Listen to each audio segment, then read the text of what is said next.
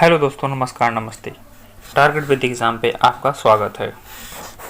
दोस्तों, आज मैं राजस्व लेखपाल 2015 का जो प्रथम पाली में एग्ज़ाम हुआ 13 सितंबर 2015 का, उसको प्रैक्टिस कराऊंगा। और इसमें 100 क्वेश्चंस हैं, जिसमें से 25-25 के सारे सीरीज़ हैं और मैं सभी कराऊंगा। तो चलिए दोस्तों, सेशन को स्टार्ट करते हैं। दोस्तों, सेशन को स्टार्ट करने से पहले सेशन को लाइक, शेयर एंड सब्सक्राइब कर दीजिएगा और बेल बटन को प्रेस कर लीजिएगा। तो चलिए दोस्तों, देखते हैं। तो पहला हमारा सेट है हिंदी का भाग 1।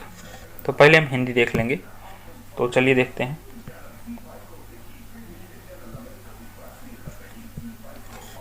इसमें पहला क्वेश्चन हम देखेंगे। इसमें लिखा गया है, प्रश्न संख्या 1 से 2 में लिखित लोकोक्तियों एवं मुहावरे का सही अर्थ चुनकर लिखिए।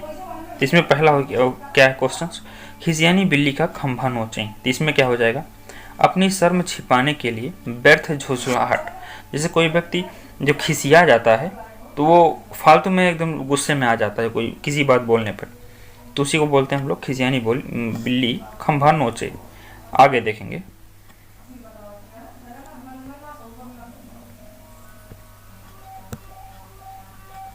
इसमें दूसरा क्वेश्चन हो जाएगा, कांट की हाड़ी बार बार नहीं चढ़ती।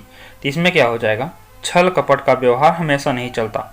क्योंकि जो कोई भी व्यक्ति एक बार छल कर देता है, दूसरा व्यक्ति उस पर दोबारा विश्वास नहीं करता है। तो इसलिए यहाँ पे कहा गया है, काट की हाड़ी बार बार नहीं चढ़ती है। तो इसका आंसर हो जाएगा, छल कपट का व्यवहार हमेशा नहीं चलता है। आगे देखेंगे, अगला क्वेश्चन देखेंगे। अगला यहाँ पे दे दिया गया है, प्रश्न 3-4 में निम्नलिखित शब्दों के विलोम शब्दों चुनिए। जैसे क्रिस है, क्रिस का विलोम क्या हो जाएगा, हष्ट पुष्ट। क्रिस का अर्थ क्या होता है, दुर्बल, और इसका विलोम क्या हो जाएगा, हष्ट और पुष्ट। आगे देखेंगे। अल्पज्ञ, अल्पज्ञ क्या विलोम क्या हो जाएगा, सर्वज्ञ। अल्पज्ञ जहाँ हमें कम ज्ञान का बोध कराता है, वहीं सर्वज्ञ सभी ज्ञान का बोध कराता है। आगे देखेंगे।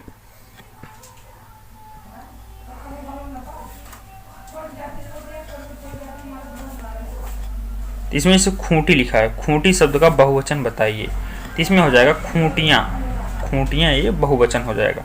आगे देखेंगे। निम्नलिखित अनेकार्थी शब्दों का दूसरा अर्थ बताइए। जैसे इसमें लिखा गया है, आज अजन्मा। इसका दूसरा अर्थ क्या हो जाएगा, इसका अर्थ होता है जिसका जन्म ना हुआ हो, मतलब ईश्वर, ईश्वर का जन्म ना हुआ हो, तो यहाँ पे ईश्वर हो जाएगा। आगे देखेंगे।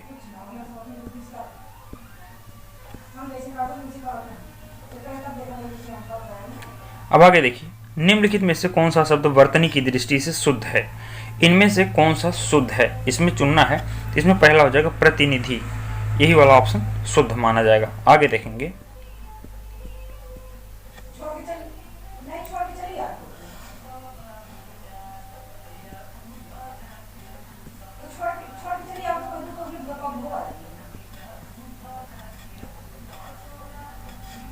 देखते हैं अब। निर्देश, प्रश्न संख्या 8-9 के वाक्यों में कुछ त्रुटियां हैं। त्रुटि वाले वाक्य के जिस भाग में त्रुटि हो, उसके ऊपर अक्षर A, B, C वाले गोले को काला करें। यदि वाक्य में कोई त्रुटि ना हो तो D वाले को पूरी तरह काला करें। तो इसमें देखेंगे, प्रश्न संख्या 8 क्या है, विद्यालय में जलपान को उत्तम प्रबंध है।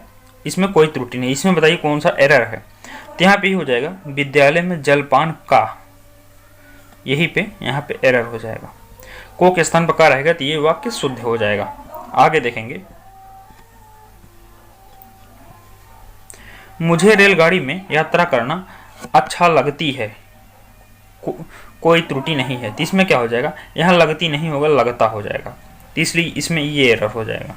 अच्छा लगती के स्थान पे अच्छा लगता है हो जाएगा। आगे देखेंगे। निम्नलिखित में से कौन सा शब्द तत्सम है। तत्सम इसमें से कौन सा शब्द है, तो इसमें देखेंगे, आज, अग्र, आंख और आग। इसमें तत्सम मतलब जो होता है संस्कृत, यहाँ पे ये हो जाएगा अग्र, यहाँ पे ये तत्सम शब्द हो जाएगा। आगे देखेंगे। इसमें निर्देश दिया गया है, प्रश्न संख्या 11 और 12 में लिखित वाक्य के लिए एक शब्द चुनिए। इसमें जो है एक बड़ा सा वाक्य दे दिया गया है, उसके लिए एक शब्द चुनना है कोई। जैसे दिया है इसमें 11 नंबर में, पर्वत की तलहटी। इसके लिए एक वाक्य, एक शब्द क्या हो जाएगा, इसके लिए हो जाएगा उपत्यका। आगे देखेंगे। अब हम देखेंगे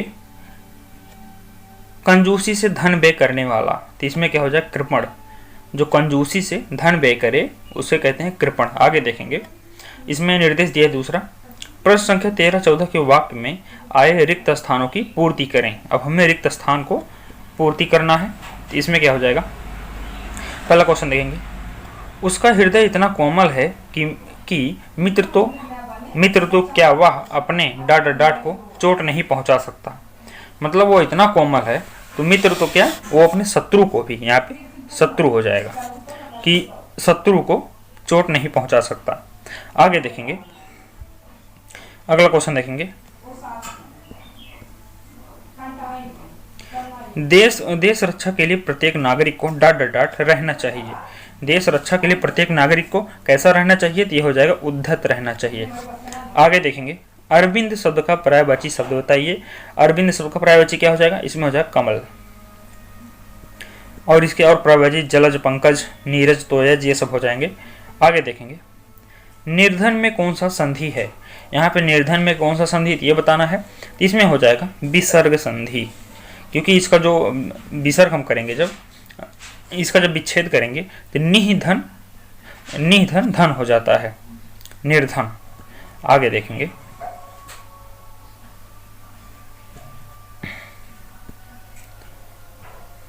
देशांतर में कौन सा समास है, कर्मधारय, द्विगु, बहुव्रीहि, द्वंद्व। तो इसमें हो जाएगा कर्मधारय, क्योंकि यहाँ पे दो शब्द मिल करके एक तीसरे को इंगित करते हैं। देश, धन, अंतर, जुड़ करके देशांतर जो रेखा बनती है, देशांतर, वही वाला देशांतर है। आगे देखेंगे, अंबर पनघट में डुबो रही तारा घट उषा नागरी में कौन सा अलंकार है, तो इसमें हो जाएगा रूपक अलंकार।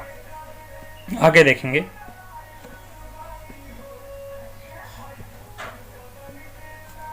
निम्नलिखित में से कौन सा तद्भव शब्द, तद्भव मतलब हो जाता है हिंदी जो हम लोग इस्तेमाल करते हैं, तो इसमें हो जाएगा अमीय। आगे देखेंगे, निर्देश, प्रश्न संख्या 20 और 21 में लिखित वाक्यों में से सही वाक्य का चयन करें। इनमें से कौन सा सही वाक्य है, तो इसमें डी वाला हो जाएगा, तुलसी और सूर क्रमशः अवधी और ब्रज भाषा के कवि हैं। तुलसीदास अवधी के और सूरदास ब्रज भाषा के कवि हैं। आगे देखेंगे, तो इसमें हम अगला देखेंगे, इसमें से क्वेश्चंस गायब हो गए हैं। आगे देखेंगे 22 नंबर, करुण रस का अस्थायी भाव क्या है। करुण रस का अस्थायी भाव क्या हो जाएगा, इसमें हो जाएगा शोक। करुण मतलब रोना, तो वहां पे शोक आके निकल आएगा। आगे देखेंगे, अब हम आगे देखेंगे, मैं खाना खा चुका था, इस वाक्य में कौन सा भूतकालिक भेद है, तो इसमें हो जाएगा पूर्ण भूतकाल, क्योंकि मैं खाना खा चुका हूं, ये पूर्ण भूत हो जाएगा मतलब परफेक्ट टेंस। आगे देखेंगे, राजा सेवक को कंबल देता है, वाक्य में रेखांकित शब्द में कौन सा कारक है। अब आप यहाँ पे कंफ्यूज हो सकते हैं, जैसे यहाँ पे जो दे दिए गए है सेवक को, यहाँ पे आप लोग हमेशा कर्म कारक को लगा के चले आएंगे, इसे कर्ता ने कर्म लगा के चले आएंगे, जो कि आपका गलत हो जाएगा। क्योंकि जब यहाँ किसी चीज को दे दिया जाए और उसको वापस न लिया जाए, तो उस सेंस में वो को, जब वहाँ को होगा तो कारक चिन्ह वहाँ संप्रदान कारक हो जाएगा, क्योंकि यहाँ से हमें रिटर्न नहीं मिलना है। राजा ने सेवक को कंबल दे दिया तो दे दिया, फिर दोबारा नहीं मिलेगा राजा को, तो वहाँ पे संप्रदान हो जाएगा। आगे देखेंगे, ये एक एक्सेप्शन है, अपवाद है। आगे देखेंगे, ठठेरा शब्द का लिंग परिवर्तन कीजिए। ठठेरा का जो स्त्रीलिंग हुआ क्या हो जाएगा, तो हो जाएगा ठठेरिन। आगे देखेंगे, तो दोस्तों अब आगे है ये मैथ पार्ट 2। मैथ को दोस्तों मैं नहीं लगाऊंगा, इसका पीडीएफ मैं आपको डिस्क्रिप्शन में दे दूंगा, या फिर जो बच्चे जो है कमेंट करेंगे मैं उनको पीडीएफ में दे दूंगा, आप लगा लेना। अब हम चलेंगे सीधे जीके की तरफ, और जिसको पीडीएफ चाहिए वो कमेंट बॉक्स में कमेंट कर दीजिएगा। तो चलिए हम देखते हैं इसको। यहाँ पे देखेंगे पार्ट 3 सामान्य जानकारी। अब इसमें देखते हैं, केंद्र सरकार के विकास व्यय में शामिल नहीं है, तो इसमें देखिए सामाजिक एवं सामुदायिक सेवाओं ये भी हो जाएगा, राज्यों के लिए अनुदान ये भी हो जाएगा, और आर्थिक सेवाओं पर ये भी हो जाएगा। यही रक्षा व्यय नहीं होगा, क्योंकि ये रक्षा व्यय जो है देश की सुरक्षा से संबंधित होता है, ये विकास में भाग नहीं देता है। आगे देखेंगे, हमारे रुधिर में ऑक्सीजन का परिवहन एक प्रोटीन द्वारा होता है जिसका नाम, जो रुधिर परिवहन होता है उस प्रोटीन का नाम बताइए। तो इसमें हो जाएगा हीमोग्लोबिन प्रोटीन। आगे देखेंगे, अंतरराष्ट्रीय गमन या माइग्रेशन क्या है? अंतरराष्ट्रीय गमन या माइग्रेशन क्या है? तो हो जाएगा देश के बीच में लोगों का संचालन, देश के बीच में लोगों का संचालन। आगे देखेंगे,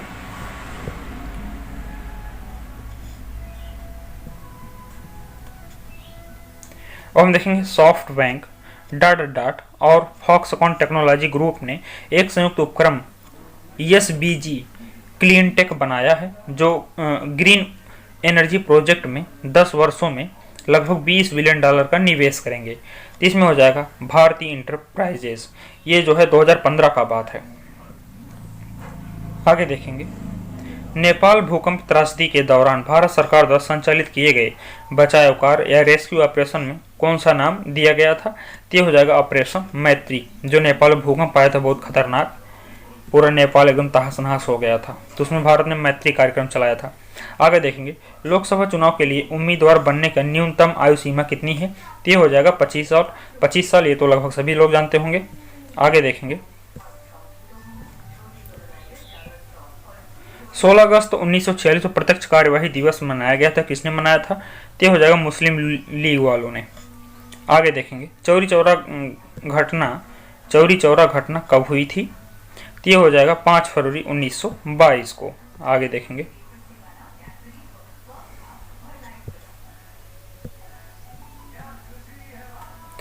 निम्नलिखित में से सबसे अधिक ऋण विद्युतीय तत्व कौन सा है? तो ये हो जाएगा फ्लोरीन। फ्लोरीन सबसे ऋण विद्युतीय तत्व है।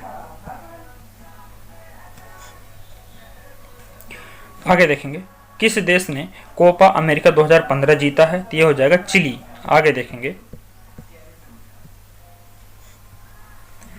निम्नलिखित में से कौन सा कैबिनेट स्तर का होता है? विपक्ष का नेता, RBI गवर्नर और CAG कैग और महान्यायवादी। तो इसमें हो जाएगा विपक्ष का नेता। विपक्ष का सिर्फ एक ही नेता ऐसा होता है जिसे कैबिनेट स्तर के प्रकार की सारी सेवाएं दी जाती हैं, वो भी जो विपक्ष का नेता बनेगा लोकसभा या राज्यसभा का, वही। आगे देखेंगे, प्रायद्वीपीय भारत का दक्षिणी छोर कन्याकुमारी स्थित है, वो किसके पास स्थित है? इसमें हो जाएगा भूमध्य रेखा के उत्तर में, भूमध्य रेखा के उत्तर में, क्योंकि भारत सीधे सीधे आप तो जानते होंगे भूमध्य रेखा के उत्तर में और सीधे सीधे उत्तर में स्थित है। आगे देखेंगे, अब 63 नंबर देखेंगे, वह कौन सा स्थान है जहां अंतिम मुगल सम्राट बहादुर शाह जफर का मृत्यु हो गई थी? तो ये हो जाएगा रंगून में। आगे देखेंगे, सबने अवज्ञा आंदोलन का मुख्य उद्देश्य क्या था? तो इसमें हो जाएगा नमक कर के विरोध में। जो सबने अवज्ञा आंदोलन हुआ था वो नमक कर के विरोध में किया गया था। आगे देखेंगे, जो गांधी जी ने साबरमती तट पे जा करके नमक बना करके इस आंदोलन की शुरुआत की थी। आगे देखेंगे 65 नंबर, भारत की उच्चतम वार्षिक वर्षा कहां पर दर्ज की गई है? तो हो जाएगा मासिनराम, मेघालय में। आगे देखेंगे, NPP से क्या अभिप्राय है? तो हो जाएगा नेशनल पॉपुलेशन पॉलिसी। आगे देखेंगे, हाल ही में अंतर्राष्ट्रीय क्रिकेट काउंसिल के अध्यक्ष के रूप में किसे चुना गया? ये 2015 की बात हो रही है यहाँ पे, क्योंकि ये 2015 का पेपर है, तो उस समय जाहिर अब्बास थे। आगे देखेंगे, और ये ICC इसका मुख्यालय दुबई में है। आगे देखेंगे, जून 2015 के चौथे सप्ताह में 2 उद्यमियों और अनेक नागरिक निकायों के बीच अपशिष्ट प्रबंधन पर समझौता कहाँ हुआ था? तो ये हो जाएगा असम में। आगे देखेंगे, आच्छादन या अनावरण पर किसी पदार्थ का वायु से नमी का अवशोषण करने के गुण को क्या कहा जाता है? तो इसमें हो जाएगा प्रस्वेदन कहा जाता है। आगे देखेंगे, दालें किसका अच्छा स्रोत होती हैं? तो ये हो जाएगा प्रोटीन का। आगे देखेंगे, मथुरा, डिगबोई और पानीपत में परिष्करणशालाएं किसके द्वारा स्थापित की गई हैं? तो हो जाएगा इंडियन ऑयल कॉर्पोरेशन लिमिटेड द्वारा। आगे देखेंगे, IOCL द्वारा स्थापित की गई हैं। आगे देखेंगे, निम्नलिखित में से किसको संविधान के आत्मा के रूप में जाना जाता है? तो हो जाएगा प्रस्तावना को संविधान की आत्मा के रूप में जाना जाता है। आगे देखेंगे, शतपथ ब्राह्मण एवं तैत्तिरीय ब्राह्मण डॉट डॉट डॉट के ब्राह्मण मूल पाठ हैं, तो ये हो जाएगा यजुर्वेद के। यजुर्वेद के ब्राह्मण मूल पाठ हैं ये शतपथ ब्राह्मण और तैत्तिरीय ब्राह्मण। अब आगे देखेंगे।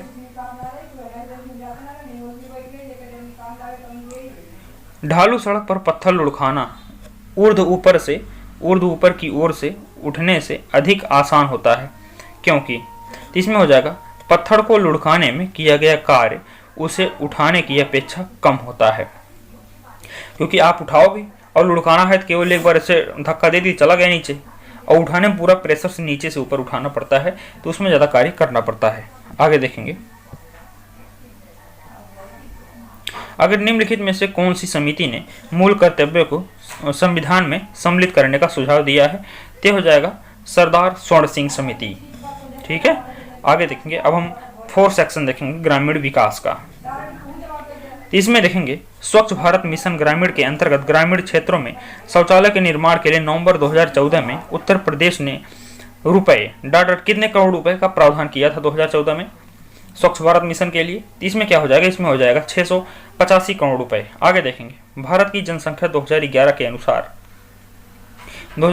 अनुसार उत्तर प्रदेश में प्रति वर्ग किलोमीटर जनसंख्या घनत्व क्या था, मतलब जो उत्तर प्रदेश का जनसंख्या घनत्व था 2011 की जनगणना के अनुसार वह कितना था, तो ये हो जाएगा 829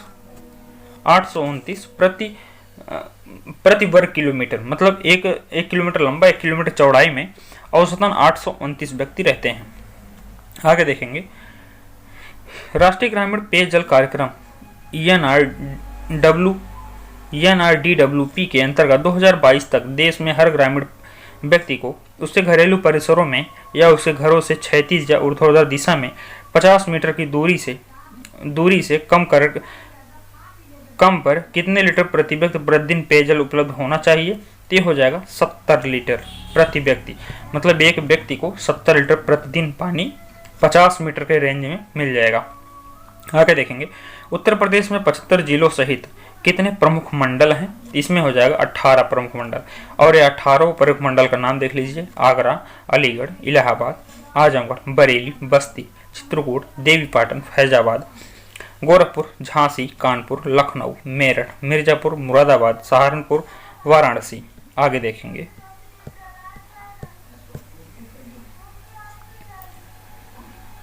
सामाजिक वानिकी कार्यक्रम का उद्देश्य निम्नलिखित सभी क्षेत्रों में बड़े पैमाने पर वृक्षारोपण के सिवाय और क्या है, तो ये हो जाएगा नगरीय औद्योगिक संपदाओं में। ये दो उद्देश्य हैं इसके, जो वानिकी कार्यक्रम चलाया गया है। आगे देखेंगे। उत्तर प्रदेश में किस वर्ष में MGNREGA मनरेगा प्रारंभ किया गया? उत्तर प्रदेश में मनरेगा कब प्रारंभ किया गया है, तो ये हो जाएगा 2006 में। आगे देखेंगे। क्षेत्रफल की दृष्टि से उत्तर प्रदेश भारत के राज्यों में कौन सा स्थान रखता है, तो ये हो जाएगा चौथा। क्षेत्रफल में सबसे बड़ा क्षेत्रफल किसका है? मध्य प्रदेश का है, फिर राजस्थान, फिर महाराष्ट्र, फिर उत्तर प्रदेश। आगे देखेंगे। हाँ, यहाँ पे नीचे देखिए लिखा गया है सबसे ज्यादा राजस्थान, नहीं सॉरी गलती हो गई, पहले राजस्थान फिर मध्य प्रदेश, तब महाराष्ट्र, तब उत्तर प्रदेश। सबसे बड़ा क्षेत्रफल किसका हो जाएगा? राजस्थान का, उसके बाद मध्य प्रदेश का, क्योंकि जब मध्य प्रदेश का विभाजन हो गया तो ये सेकंड नंबर पे आ गया और राजस्थान सबसे बड़ा हो गया। आगे देखेंगे। 9वीं पंचवर्षीय योजना 97 से 2002 में ग्रामीण क्षेत्र में BPL के लिए निश्चित की गई वार्षिक पारिवारिक आय का स्तर क्या है, तो ये हो जाएगा 20,000 रुपए। आगे देखेंगे। उत्तर प्रदेश में प्रमुख रेल इंजन संयंत्र कहाँ स्थित है, तो हो जाएगा मुगल सराय में। आगे देखेंगे। उत्तर प्रदेश राजमार्ग भू नियंत्रण अधिनियम किस वर्ष पारित किया गया था, तो यह हो जाएगा 1945 में। आगे देखेंगे। अंबेडकर विशेष रोजगार योजना AVRY के अंतर्गत सामान्य श्रेणी लाभार्थियों के लिए उपलब्ध इकाई लागत प्रतिशत एवं अधिकतम आर्थिक सहायता सब्सिडी धनराशि क्या है, तो यह हो जाएगा 25% या 7500 रुपए। आगे देखेंगे। मिड डे मील के बारे में है। मध्याह्न भोजन कार्यक्रम मिड डे मील प्रोग्राम के अंतर्गत मध्याह्न भोजन के पकाने, परोसने एवं उपभोग करने में स्वच्छता का ध्यान रखने के लिए जांच पड़ताल कितनी आवृत्ति पर करनी चाहिए, तो ये हो जाएगा दैनिक, मतलब पर डे इसकी स्वच्छता की जांच की जानी चाहिए। आगे देखेंगे, एक ग्राम पंचायत में महिलाओं के लिए कितने प्रतिशत पद आरक्षित होने चाहिए, तो ये हो जाएगा 33%। आगे देखेंगे, उत्तर प्रदेश राज्य के वित्तीय स्वास्थ्य के देख रेख तथा सरकारी लेन देन में पारदर्शिता लाने के लिए कौन सी वेबसाइट तैयार की गई है, तो ये हो जाएगा कोसवानी वेबसाइट। आगे देखेंगे, मध्य भारत में 1 बीघा कितने हेक्टेयर के बराबर होता है, मध्य भारत में 1 बीघा कितने हेक्टेयर के बराबर होता है, तो ये हो जाएगा 0.2529 हेक्टेयर। आगे देखेंगे, कौन से शास्त्रीय नृत्य रूप भारत उत्तर प्रदेश में उद्भव हुआ है, तो ये हो जाएगा कथक का। उत्तर प्रदेश में कथक नृत्य का उद्भव हुआ है, मतलब यहीं पे पैदा हुआ। आगे देखेंगे, जमाबंदी से क्या तात्पर्य है, तो ये हो जाएगा भू अधिकारियों के प्रालेख। आगे देखेंगे, SGSY का पूर्ण रूप क्या है, तो इसमें हो जाएगा स्वर्ण जयंती ग्राम स्वरोजगार योजना। यह 1 अप्रैल 1999 से प्रारंभ की गई थी। आगे देखेंगे, किस मंडल को विश्व के उत्कृष्ट कालीन उद्योगों का केंद्र माना जाता है, तो यह हो जाएगा मिर्जापुर। आगे देखेंगे, उत्तर प्रदेश में लिंगानुपात वर्ष 2001 में 898 से वर्ष 2011 में कितना पहुंच गया, तो यह हो जाएगा 912। उत्तर प्रदेश में 14 अंकों की वृद्धि हुई। जो 2001 में लिंगानुपात 898 था, ये 2011 में जाकर के 912 पहुंच गया। आगे देखेंगे, उत्तर प्रदेश में किस प्रकार की मिलें सर्वाधिक संख्या में हैं, किस प्रकार की मिलें सर्वाधिक संख्या में हैं, चावल, इस्पात, बेलनी, कपड़ा, चीनी। तो इसमें क्या हो जाएगा, चीनी की मिलें उत्तर प्रदेश सबसे ज़्यादा हैं। आगे देखिए, क्योंकि उत्तर प्रदेश में गन्ना भी सबसे ज़्यादा पैदा होता है अगर देखा जाए तो। आगे देखेंगे, और हम देखेंगे 97 नंबर, बीपीएल सूचियों से छूटे हुए बीपीएल परिवारों को लाभ पहुंचाने के लिए कौन सी योजना प्रारंभ की गई थी, ये हो जाएगी समाजवादी पेंशन स्कीम। इसको जो है सपा सरकार ने स्टार्ट किया था, क्योंकि उस समय अखिलेश सरकार थी। आगे देखेंगे, निम्नलिखित में से कौन सा उत्तर प्रदेश राज्य के अधीनस्थ न्यायिक सेवा के रूप में कार्य करता है, ये हो जाएगा इटावा जिला न्यायालय। आगे देखेंगे, ब्रिटिश शासन के दौरान उत्तर प्रदेश में भूमि पंजीकरण किस अधिकारी द्वारा किया जाता था, तो ये हो जाएगा लेखपाल, जो कि लेखपाल प्रेजेंट टाइम पे लेखपाल का एग्जाम भी है, उसी की हम लोग तैयारी कर रहे हैं। आगे देखेंगे, ये ब्रिटिश काल में भी था। आगे देखेंगे, राज्यसभा से कितनी सीटें उत्तर प्रदेश से हैं, राज्यसभा में उत्तर प्रदेश से कितनी सीटें हैं, तो ये हो जाएगा 31 सीटें। और लोकसभा वहीं पूछी जाए तो लोकसभा की 80 सीटें हैं, लोकसभा की 80 और राज्यसभा की 31। और वहीं जो है विधानसभा पूछ ली जाए तो क्या हो जाएगा 403,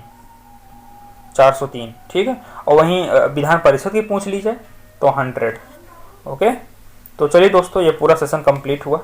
सेशन अच्छा लगा हो, सेशन को लाइक, शेयर एंड सब्सक्राइब कर दीजिएगा और बेल बटन को प्रेस कर लीजिएगा, और हमारे Telegram channel target with exams को ज्वाइन कर लीजिएगा, जिससे पल पल की खबरें आपको मिलती रहें। तो चलिए दोस्तों, अब कल के वीडियो में आपको ये जो है 13 सितंबर 2015 का द्वितीय पाली का क्वेश्चन पेपर कराऊंगा। तो चलिए दोस्तों, कल के लिए, अब कल मुलाकात करते हैं। तब तक के लिए थैंक यू। जय हिंद, जय भारत।